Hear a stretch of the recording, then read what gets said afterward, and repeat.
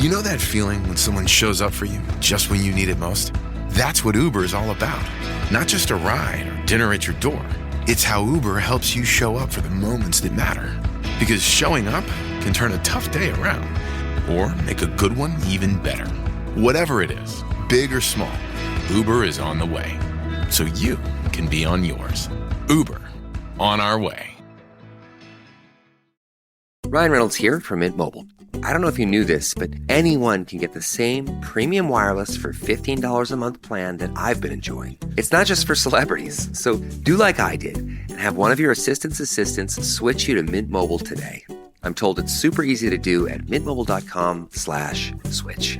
Upfront payment of $45 for 3-month plan, equivalent to $15 per month required. Intro rate first 3 months only, then full price plan options available. Taxes and fees extra. See full terms at mintmobile.com.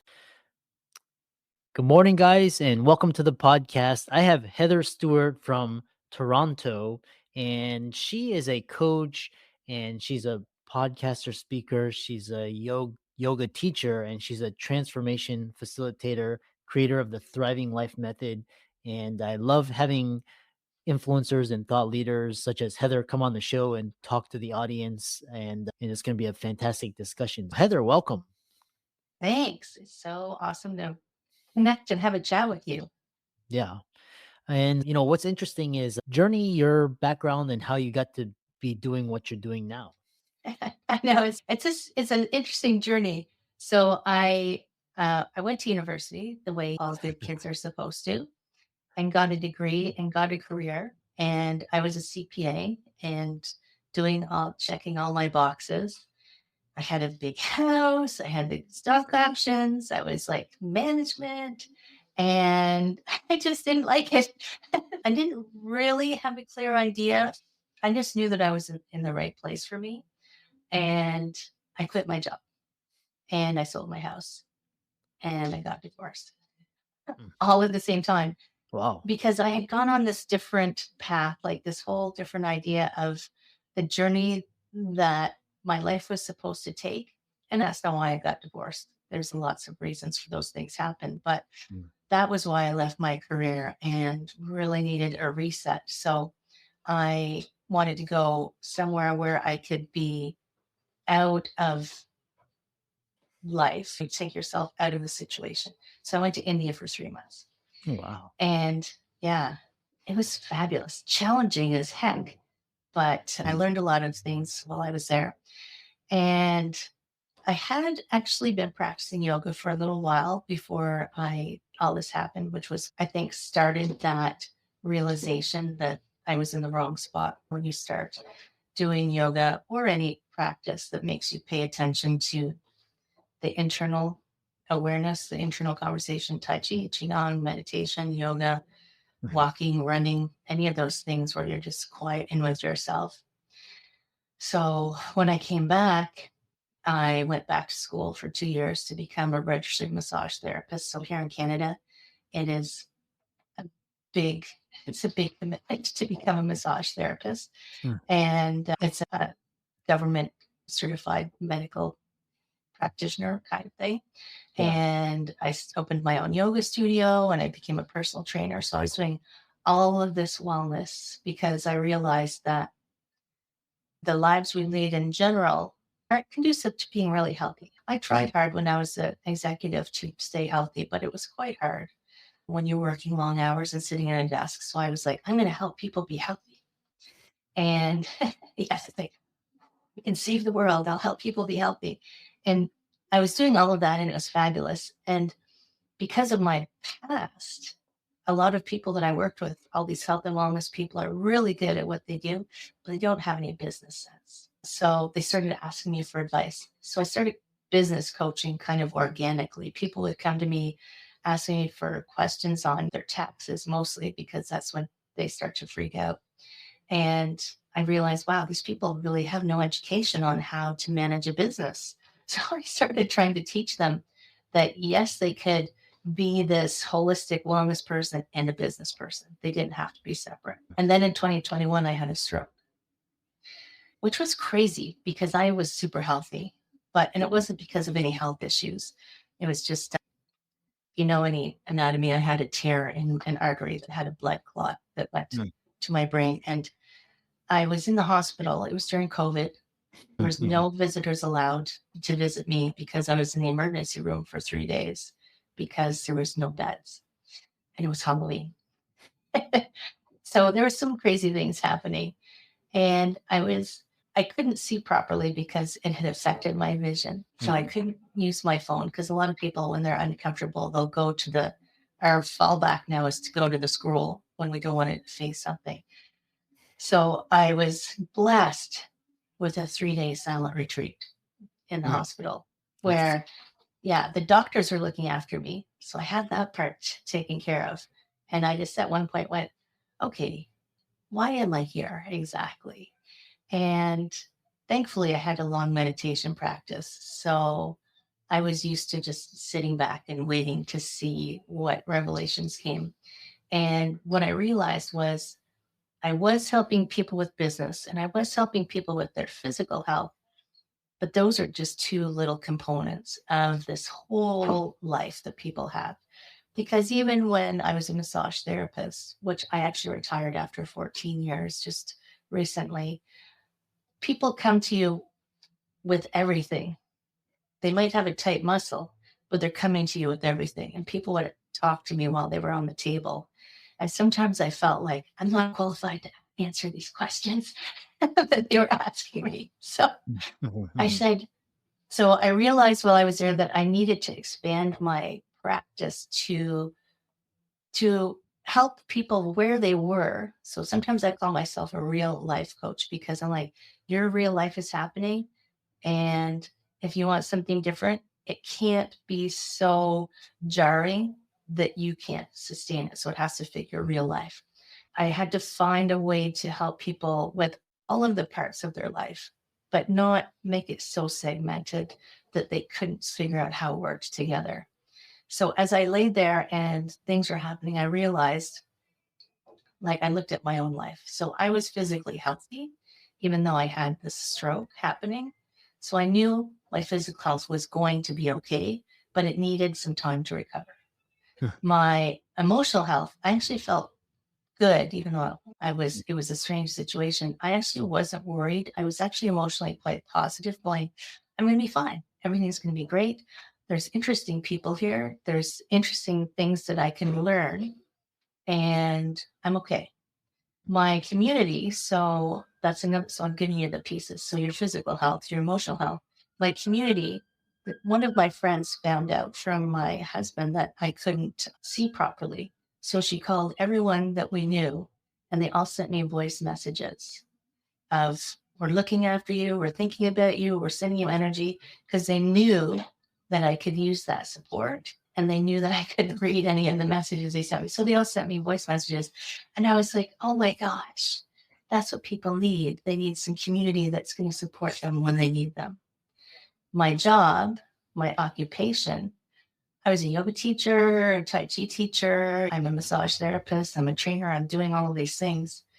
And that was because I'm a solo practitioner. I was like, okay, that one right now I can't do.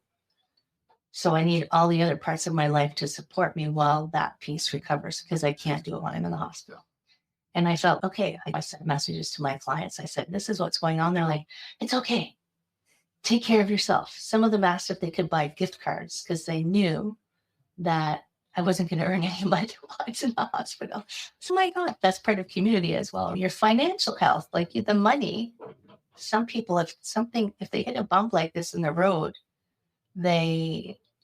it can mess them up a lot.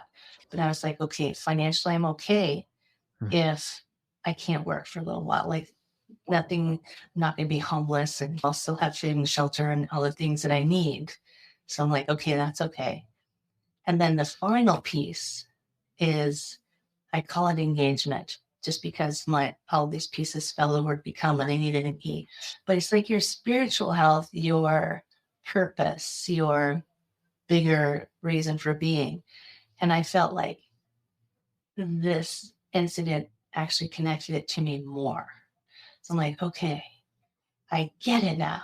I'm supposed to help in a bigger way spread more of the reasoning behind why it's important for you to be complete and whole and love yourself enough to take care of yourself and put yourself first. And it's not selfish. It's not taking away from someone else. It's teaching people that by being 100% as much as you can, you and your happy and healthy self, you can actually do more in the world to help other people. So I was like, oh, okay, I get it. It's like Interesting. my divine revelation. Your snacking routine can get a little dull. Time for an Oikos remix.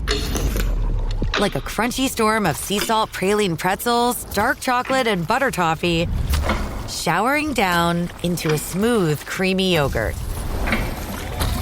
Enjoy 3 Oikos Remix varieties with epic mix-ins and 11 grams of complete protein per 4.5-ounce serving. See remixyogurt.com.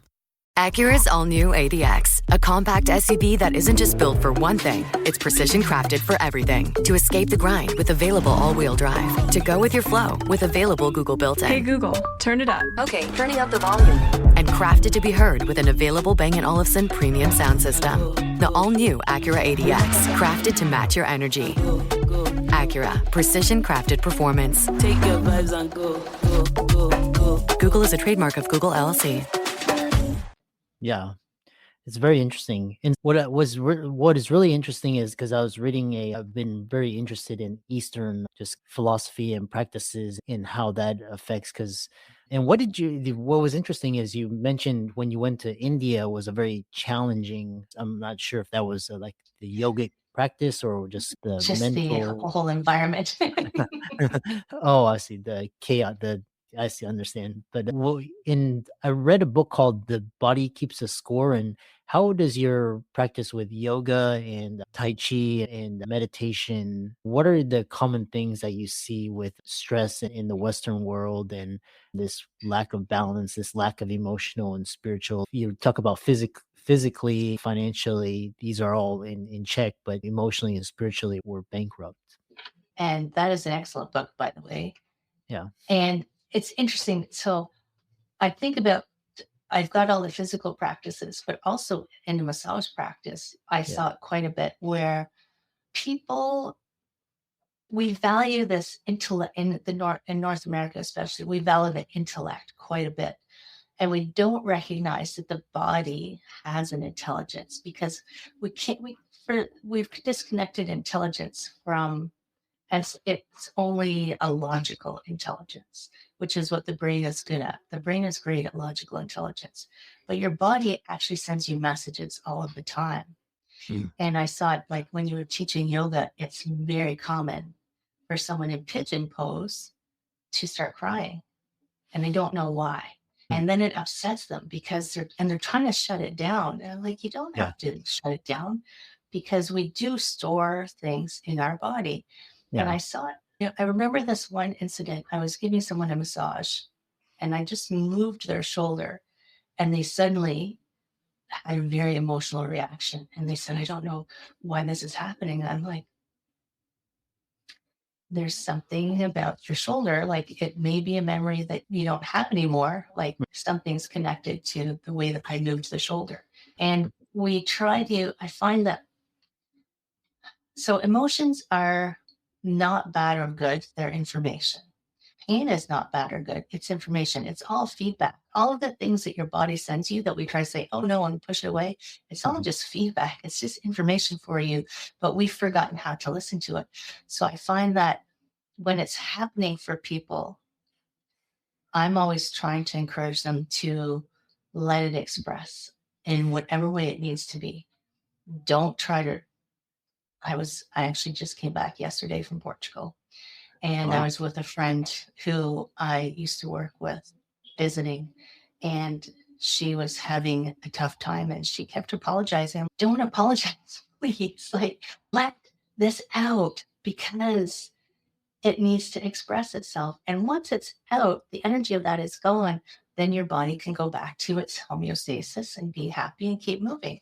But I find that the more we stick it, like you can see people who are like have their shoulders up around their ears, like that's stress, right? They could release it.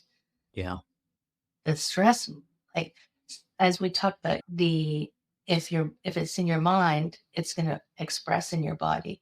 If you can get the body to relax, you can actually get the mind to relax. Same way, if you're breathing super shallow, you'll feel stressed out. If you can just take a few deep breaths into your belly, it changes the energy of your body, which helps your mind relax. So they can impact each other. It's like a chicken and egg thing, right? The mind might be causing the stress, but the body can teach the mind how to relax. Interesting. Yeah, because I use yoga for cross training because I was avid runner, and then it's amazing. I didn't realize how much tension unconsciously you store in like your shoulders and your neck and your hips, and if you don't move those and you don't bring awareness, and like I see people like in their 40s and 50s are very stiff and can't move. And when you can't move, you can't breathe. I used to run too. That's why I'm like, oh yeah, I know that pain. Yeah. What was really interesting is that in class the other day, the same thing happened. Was this one lady, like she just, I'm not sure what, but I don't know her story, but she just broke down crying. And my thought was either she got so much trauma and then just it released, or the other thought is sometimes you get personality like histrionic, or it could be borderline, or these types of, but it's interesting that you brought that to light. And she might not even know what it is. And it could be, it's almost a bucket. So the hips are a good place to people store energy because they're big. It's a big energetic space. Wow. And it could just be like drip, an accumulation of sad events over time. So she can't place it on one event. And then when the hip goes, it just all comes out all at once. Instead of dealing with it as she went in small little doses, it comes as a tidal wave. Interesting.